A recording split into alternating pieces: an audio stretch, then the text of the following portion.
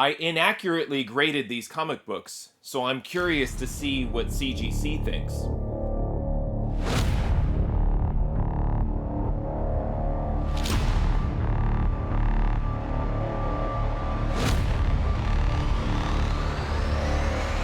Hey there, today I have a CGC unboxing, and in this video I'm going to open up 16 slabs with 15 of the 16 going through Palm Beach Presser, and I'll explain why the one didn't when I get to it.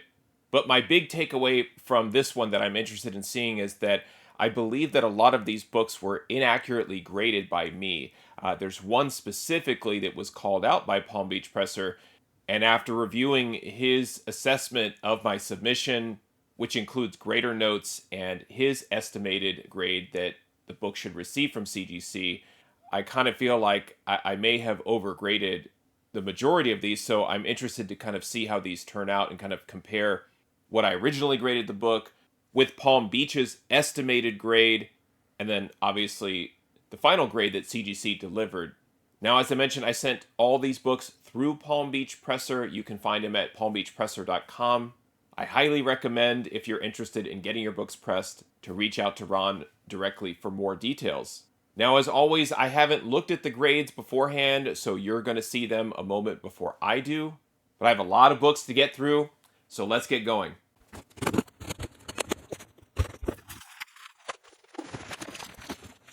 Okay, the slabs are out. I'm just kind of weirdly excited to get the packing back from CGC, because I think I've hinted about this of me altering my overall process to include my comic shop, and I plan on reusing this packaging to send slabs to them.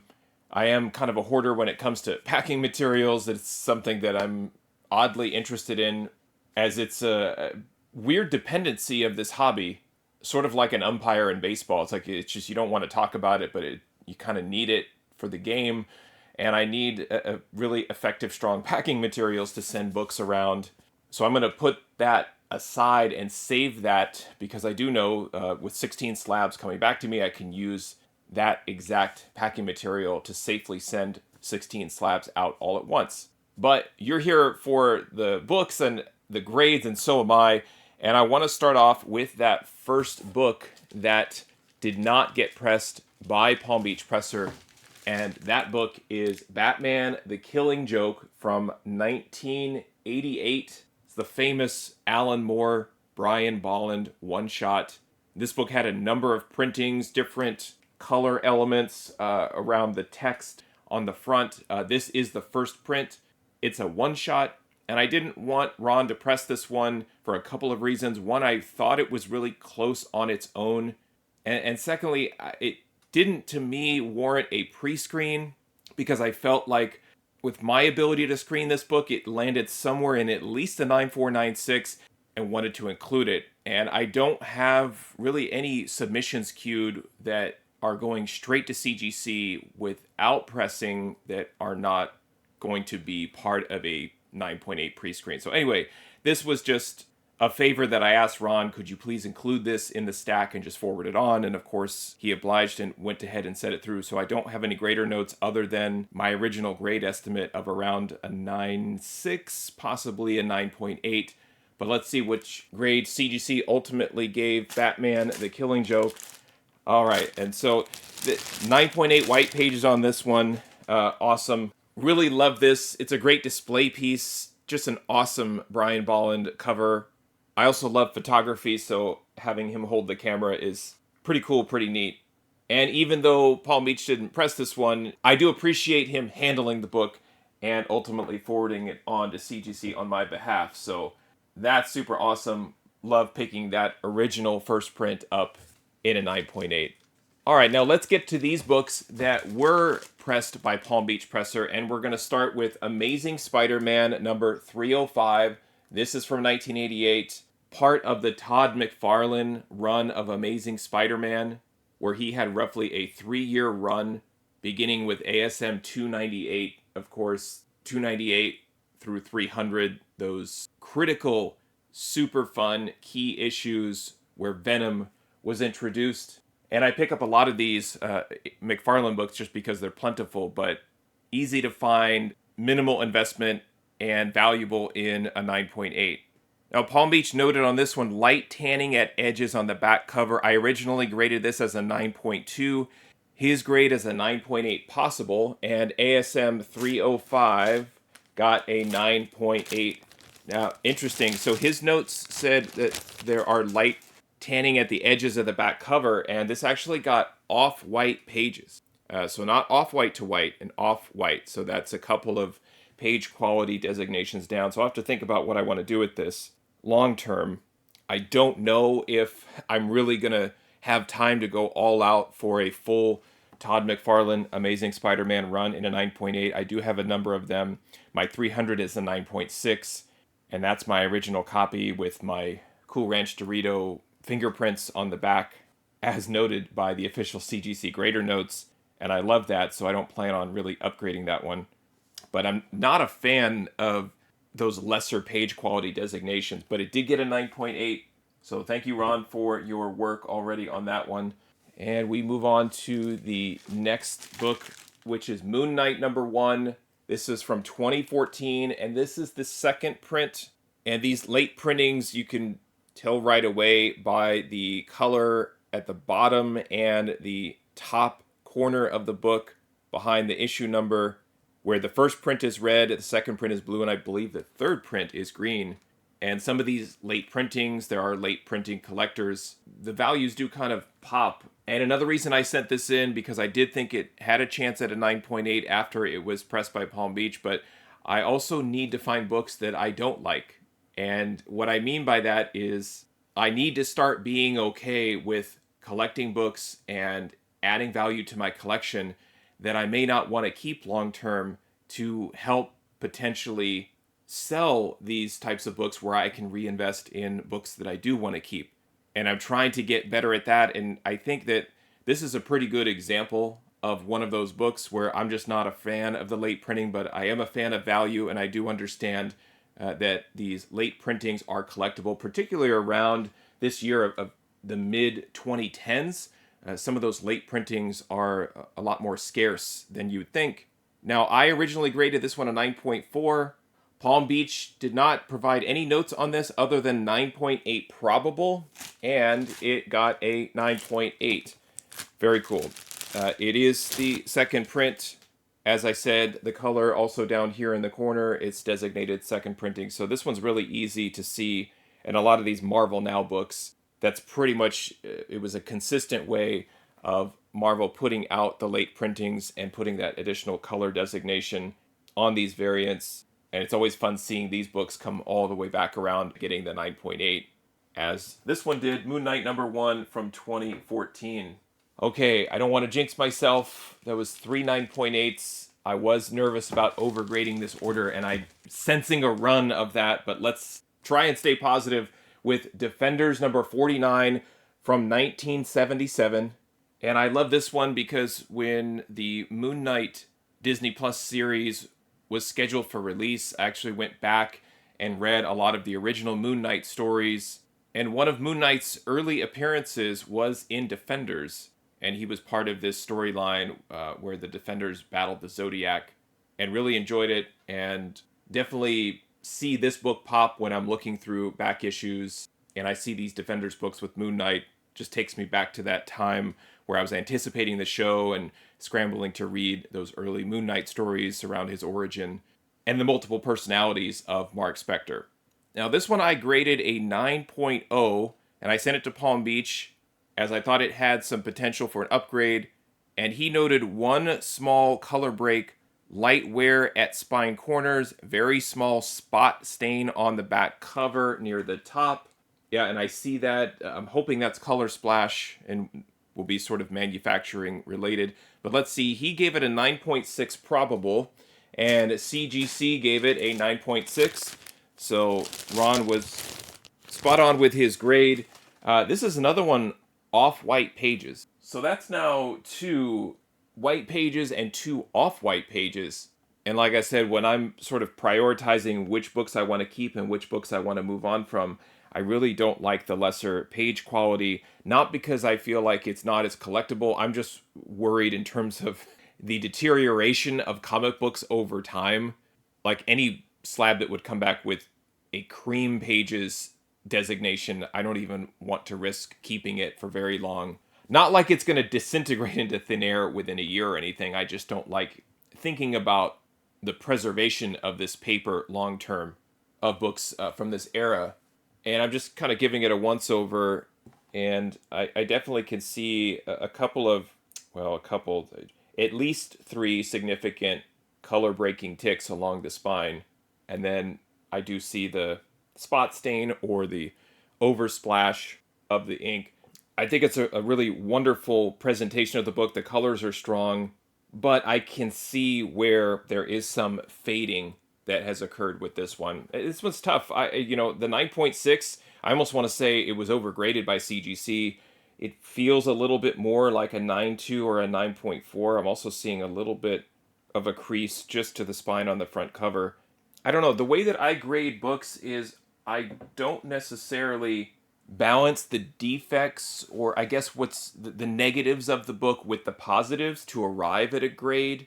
And I feel like sometimes CGC will do that. Like there are some very specific color breaking ticks, for example. There's that oversplash that you could categorize as manufacturing that we don't even have to talk about. And then an additional non-color breaking crease that I noticed on the front, but the corners are sharp. Structurally, the book is really nice. It has really nice presentation, great centering. So while that book might typically be a 9.2 or a 9.4, there's so many positives with it that pushes it to a 9.6. I don't know if that's really something that enters into the grader's mind. I typically look at the book and start with perfection and move backwards, and I don't really care if there are that many positives when I grade it. That's why I gave it a 9, because I was pulling back from what I would consider to be a 9.8 quality book. CGC obviously thinks otherwise, and positive in my favor. Again, the grade estimate from Palm Beach was accurate, and I'm always looking for a grade bump, so I'm satisfied taking that book from a 9 to a 9.6. That's awesome. I just not a fan of that off-white pages designation, so I'll have to figure out what I'm going to do with that book long term.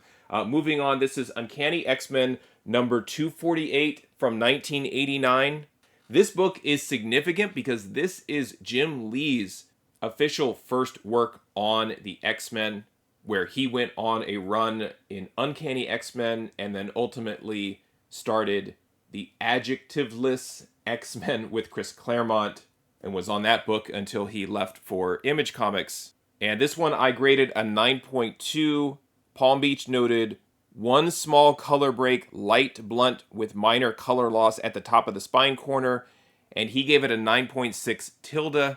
And for me, that means he thinks it should get a 9.6, but you kind of never know with CGC at this point when a book is borderline which way they're going to go. X-Men 248 from 1989, getting the 9.8 white pages. Awesome. That's great. Yeah, this one to me, the other thing I noticed is there's just the slightest of stress on the page from that top spine that just breaks this magenta color. And the magenta color is so rich and strong, you can't help but notice when the staple and the page is they're just conflicting a bit to present some stress and whitening around it. I mean, it's the minor of defects, I think, and it was probably borderline 9.6. So again, Palm Beach, absolutely correct to give it that 9.6 tilde, just because it is right on the border. And I can see what he's talking about. That top corner just has slight blunting with some color loss there. But a beautiful X-Men 248 to add to my run of Uncanny X-Men. So can cross that one off my list as a collector, getting that one 9.8 white pages. Next up is another X-Men. This is Uncanny X-Men 234 from 1988. This one is an elusive one for me to get in a 9.8. For whatever reason, I mean, I can certainly speculate on why this book is so hard to get in a 9.8. The brood-infested Wolverine cover is super awesome. And then you can see along the left and right sides of the book with that dark ink, it's just so susceptible to defects, color breaking ticks, and so forth. Just bends the way the book is structured. There's a lot happening here that just prevents it from getting a 9.8. And I felt pretty strong that this could have the potential for an upgrade. I originally gave it a 9.2. Palm Beach noted tiny color breaks on the black spine, sun or dust shadow on the back edge, top and left. That's a new one for me, sun and dust on the back. But I can see, I don't know how to describe it, but I see what he's talking about. It's just this very light, faded or faint, almost like a frame on the back, and you wonder like maybe this was displayed in somebody's window or something. It's just some odd discoloration on the back. So let's see if this affects the page quality and ultimately the grade. Uncanny X-Men 234, Palm Beach gave it a 9.6 probable, and it got a 9.6. Again, off-white pages. So that's interesting too. And, you know, it's always the thing that you don't think about. I was talking about how I think I overgraded these books. I clearly didn't consider the page quality in thinking that they were overgraded, or not necessarily overgraded, but that they didn't have as much potential as I thought. So this is interesting. 9.6 off-white pages, completely missing the off-white to white. And I can see a couple of the ticks so faint, but this honestly was the best copy that I had, and I wanted to get my best copy graded. It's going to be a tough book to chase down in a 9.8. It's probably one of those maybe I would hope to see a 9.8 slab listed, and maybe it's not listed quite at fair market value because they don't understand the pain that I've gone through or the difficulty to try and get that book in a 9.8. It's really quite difficult. Happy with the 9.6. To me, it was an upgrade, but again, the page quality is something I have to think about. Next is Ms. Marvel number 18. This is from 1978. This one's a key issue, the first full appearance of Mystique.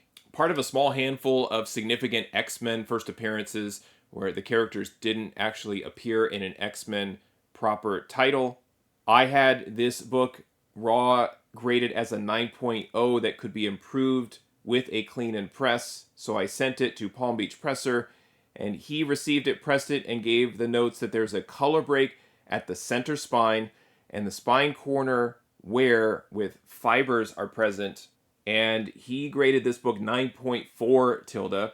And again, looking at an upgrade over a 9, he's estimating a 9.4, and CGC gave Ms. Marvel number 18 a 9.6. White pages. All right, and I'll take it. I did understand that it really needed a lot to get that bump, but similar to the X-Men 234, there's just a lot of dark ink on the cover, and a lot of times I'll get these books, and if I'm looking at specifically the darker areas and it looks clean, I don't see color breaks, I take a chance with those books because I'm just assuming that there are fewer high-grade copies officially on the census because of the difficulty to get a really clean copy. And CGC put right on the label, first full appearance of Mystique, along with Wasp, Yellow Jacket, Vision, Scarlet Witch, and Wonder Man appearance. And even though it's certainly not an X-Men book, very cool story written by Chris Claremont, cover art by Dave Cockrum. So thank you, Palm Beach, for your work on this one, getting it to a 9.6 white pages for Ms. Marvel number 18. Next up is Spider-Man vs. Wolverine number 1. This is from 1987. I smile every time I see this. I talked about it in the past about how it's one of my favorite books that I carried around and read, and trying to get this one in a 9.8. Picked this one up at auction last year and sent it to Palm Beach Presser. He noted spine corner wear with small bindery tear at the bottom, but I've seen worse copies get 9.8s. I think that that's a sentiment that we all feel if you've reviewed slabs after books have been graded, or even some of your own. I originally gave this book raw a 9.4. Palm Beach is saying 9.8 probable, and let's see what CGC said for Spider-Man versus Wolverine. Finally, 9.8 white pages, outstanding. Now I can have this one to present with my newsstand copy. Absolutely love it. I'll cherish this one. I just love that clean 9.8 white pages. That's why the page quality in the other ones was so disturbing, because it kind of gets in my head as like, oh, that's not quite the final high grade that I was looking for. So then do I add it to my wish list and continue the hunt for the best quality copy I can get? Love seeing a book like that I'm trying to chase finally get the 9.8 white pages. So very cool. Happy with that one. Next is Batman 609. This is one of those books that I can add to my list. It's kind of becoming a regular staple of books that I pick up, books that I send to Palm Beach, and ultimately to CGC.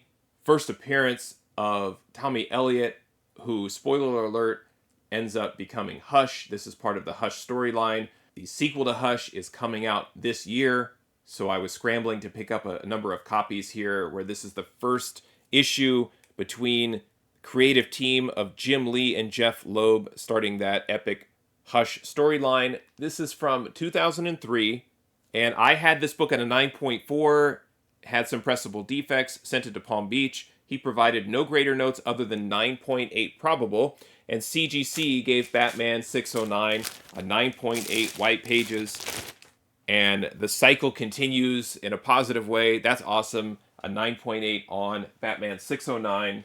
Nicely done. Thank you, Palm Beach, for your work on that one. Next book is New Mutants number 21. This is from 1984. A book right in the heart of the Chris Claremont and Bill Sienkiewicz run on New Mutants, and an example of the great cover art by Sienkiewicz, but also part of the run that scared me as a child. I remember going into my LCS and seeing New Mutants and seeing those Sienkiewicz covers, and just I wanted nothing to do with it. I don't know why. It didn't speak to me at the time, and then as I became a more mature collector, I really went back and appreciated the chances that Sienkiewicz took at the time, and have just a fondness and much more of an appreciation of this run of books, which is why I bought them later on and why I saw this copy, wanted to grab it, and ultimately knew that Palm Beach could help me with the grade, as I originally graded this book a 9.4. He provided no grader notes on this one other than 9.8 likely. And CGC says that New Mutants 21 from 1984 is a 9.8 white pages. That's super cool. And another thing I love about this is it's a double-sized. You really don't get any sort of special credit or value for double-sized issues, but it is a little bit of a thicker book where sometimes there's additional stress on the staples or the corners because of the thickness. But thank you, Palm Beach, for bringing this one up from my 9.4 all the way to a 9.8 white pages. All right. I don't want to be right or wrong about my comment about overgrading, and I'd rather just keep these high grades going here. Here's Wonder Woman number 85 from 1994. We had Brian Bolland on the cover art of Batman Killing Joke. Here he is again as part of his run on Wonder Woman. I gave this book a 9.6. Palm Beach provided no grader notes other than 9.8 likely. I specifically picked this up because I love those Brian Bolland covers on Wonder Woman, and CGC gave it a 9.8 white pages. Very cool, and just I love the repetitiveness of the line work that Bolland had on this book and on this cover. Just such a dynamic shot. So thank you, Palm Beach. Great job getting the 9.8 on Wonder Woman number 85. All right, 5 more to go. Next is Incredible Hulk 333 from 1987. And I will say that this is the one that Ron and I had a little back and forth on, and I always appreciate how he's able to take some books, and if he feels like the customer has not graded the book accurately or they've submitted a pre-screen, he's going to work with you to kind of figure out if you want to go ahead and push the book through, hold it back, have it returned to you. You can work with him, and I always appreciate that level of customer service and the fact that he provides that level of communication. And also he cares about you as a customer, cares about your books, and I love that so much. I'll be honest, there's sometimes I just want to see the book through because it's a small investment for me to learn, to really understand defects and the things that Ron sees, the things that I miss, and the things I want to look at for next time. And what I want to learn is, specifically from this example, is the defect that Ron had pointed out, where he's noting color loss at the top spine corner and the bottom spine corner also blunted with color loss, although he noted the crease indent improved. And what he's saying is that sometimes, even though a defect looks pressable, there's only so much a presser can do, that there's just too much history in the page. Now, I originally thought this book was a 9.2. He ended up estimating a 9.0 with a tilde.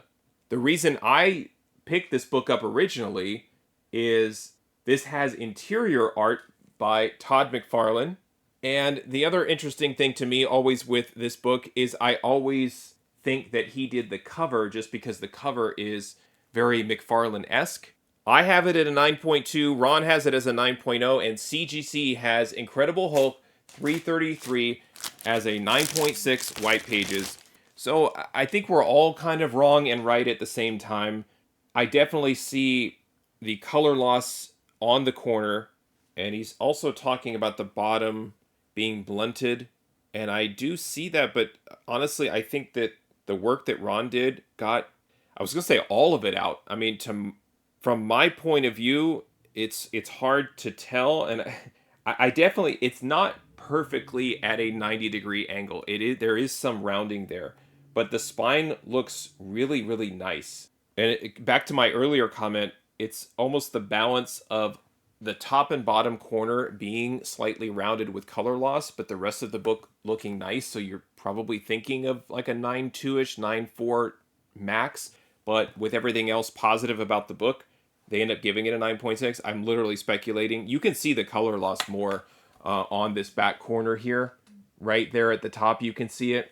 And absolutely, it's not getting the 9.8 because of that, but again, I don't even know how to describe the accuracy of us all being wrong or being right, but to me, Palm Beach, thank you for caring about my submission and really caring about any book. This is not a big key or anything, and he still took the time to review it and communicate with me, which I appreciate very much. And yeah, we brought it either from a 9, a 9.2, all the way up to a 9.6 white pages as well.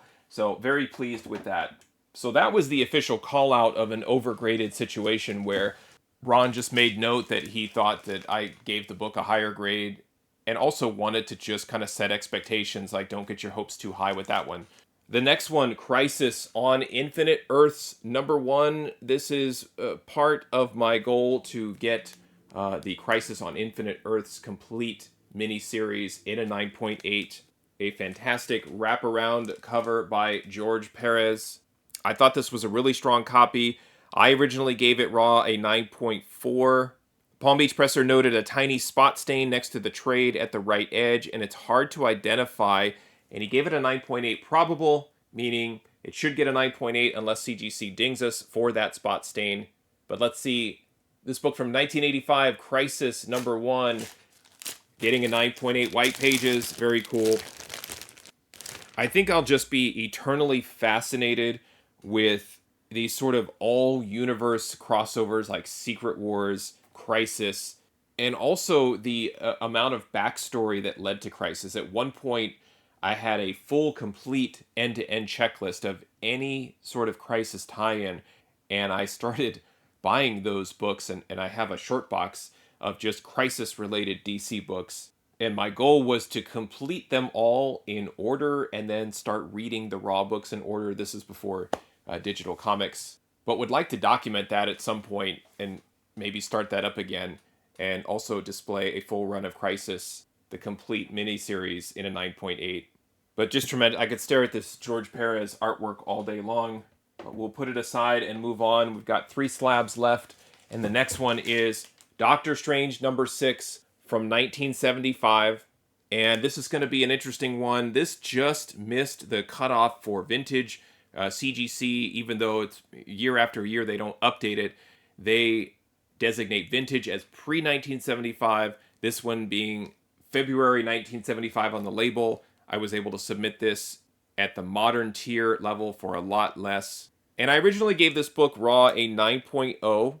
Palm Beach Presser noted wear and softness at all front corners, and he gave it a 9.2 tilde. So he's estimating an improvement, but not much of an improvement up from the 9. And CGC gave this one a 9.2 white pages. Palm Beach strikes again with his accuracy, estimating a 9.2 on this one. So it got the grade bump up from a 9, but was really hoping to maybe push it into the 9.4. Yeah, I can see some of the corner softness. I also see almost like a thin scratch of some kind that's on the book, not on the slab. The cases, somebody asked me recently, like, am I seeing any bends or anything? And I don't even look anymore. The book looks nice and flat inside the case. It's not really putting any additional stress on the book. I really enjoy these Frank Brenner covers on Doctor Strange. So I might look to upgrade this copy up from a 9.2. But I think that was an example of a book maybe that I had not necessarily overgraded, but just something that I don't track, but I think about is if I do say that a book could be improved, do I feel like there's a ceiling?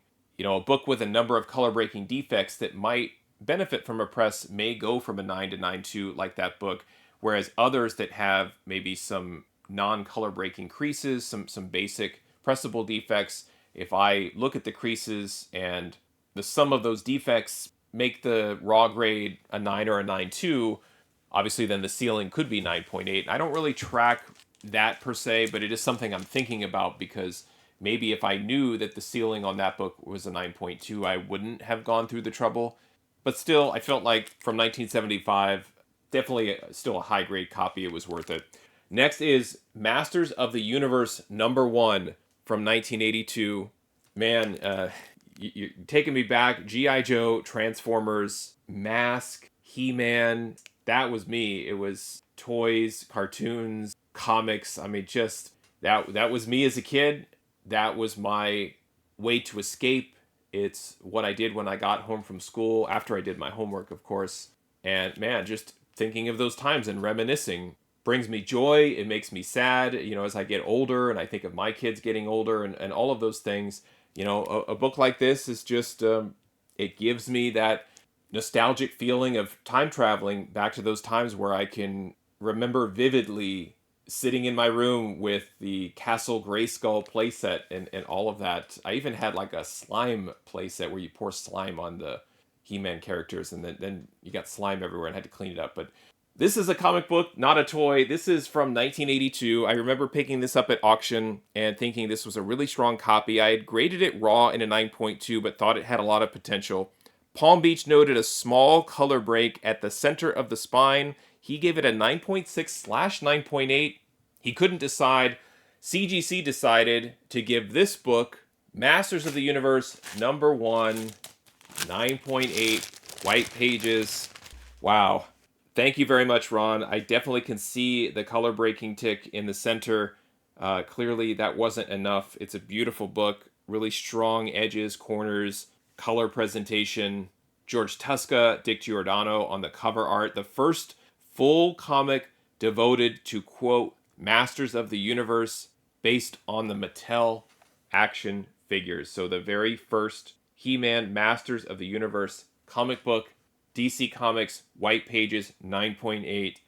This was probably the gem of this submission in terms of my hope of getting this back in a 9.8, and I got it. Thank you very much, Palm Beach Presser, for your work on that one. That's awesome. Absolutely love it. I just want to stare at that book all day, so that's really awesome. Very exciting, super cool. The last book, Wolverine, #8 from 1989.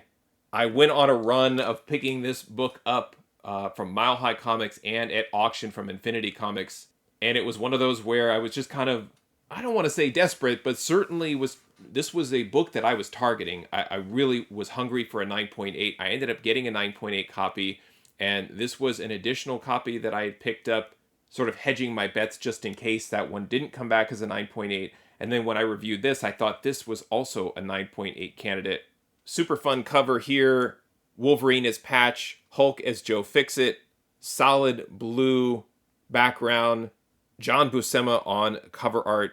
Palm Beach noted light color rub on the back cover, light spine fray, which is common on a book. And he also noted his estimated grade of 9.8 possible. So if you speak Ron, to me, that's saying it has a chance. And let's see what Wolverine number 8 from 1989 got back from CGC. And it got a 9.8 white pages. It was possible. Thank you, Palm Beach, for this. Oh, love it. Excellent. And I will say the submission ended up a lot better than I thought. Not that I doubted Palm Beach Presser, not that I doubted my own skills. I was just nervous that this was going to be one of those submissions that CGC was extra harsh on, because I had a lot of books that were borderline and they could go either way, 9.4, 9.6, 9.8. And I think that's part of the trouble. It's part of the hate that CGC receives. It's part of why some of this is risky and it's a gamble, is because you do have a lot of these books where you see defects and you're trying to be scientific and systematic about how you assess books and screen them and look at probabilities and improvements and value and all of that. And sometimes it just introduces some doubt. I should certainly let the results kind of speak for themselves first and then talk about if I thought I overgraded any of these books. But I would say ultimately this exceeded my expectations. Really appreciate Palm Beach Presser for all of your hard work, your dedication, and your meticulous nature of going through my books and making sure that I end up with the highest grade possible. So I really appreciate it. Thank you, CGC, for grading these and getting them all back to me safely. They're great, presentable looking books. The slabs are in perfect shape. The new packing system seems to be working. And I always love getting these books back home in my possession. Thanks for watching. Happy collecting, and see you next time.